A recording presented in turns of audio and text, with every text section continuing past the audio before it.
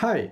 In other videos of this channel, we saw how the H versus Q curve of a pump is obtained, and what happens when we vary the impeller diameter. Are you enjoying them? Please let me know. Their links are in the description of this video. Today we'll focus on a given impeller diameter and study what happens when we vary its velocity.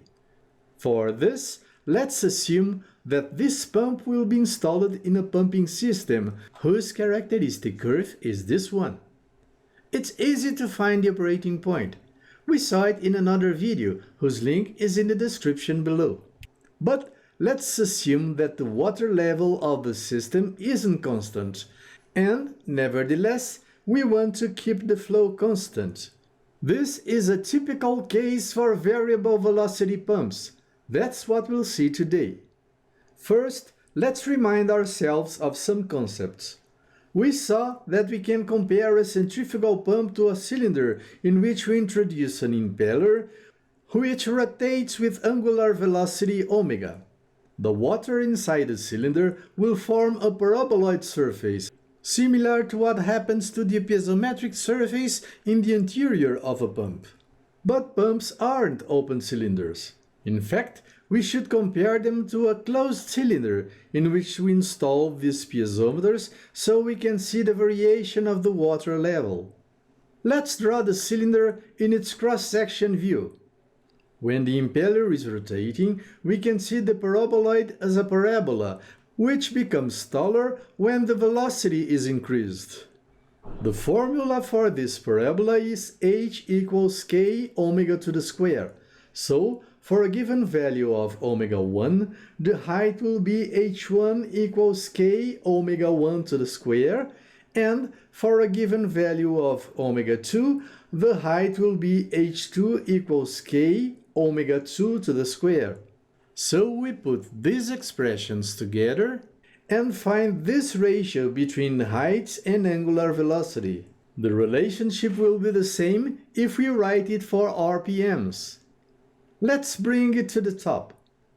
Now, this is the expression for orifices and nozzles. Let's bring it to the top. Given H1 and H2, we find these values for Q1 and Q2, which allows us to write this expression. As we know the ratio between H and N, we are able to find the ratio between Q and N. Here it is. Now, here are the expressions that we'll need. Let's go back to our problem. We want to find the velocities of the impeller that will ensure that the flow will always be equal to 35 cubic meters per hour. We saw something similar when we studied the impeller diameter variation. Do you remember?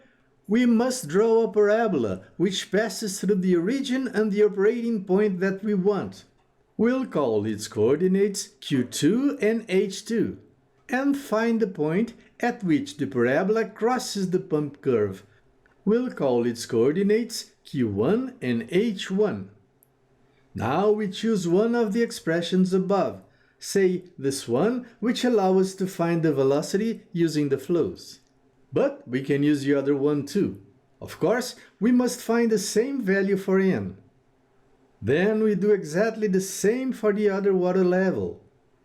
Let's put on numbers.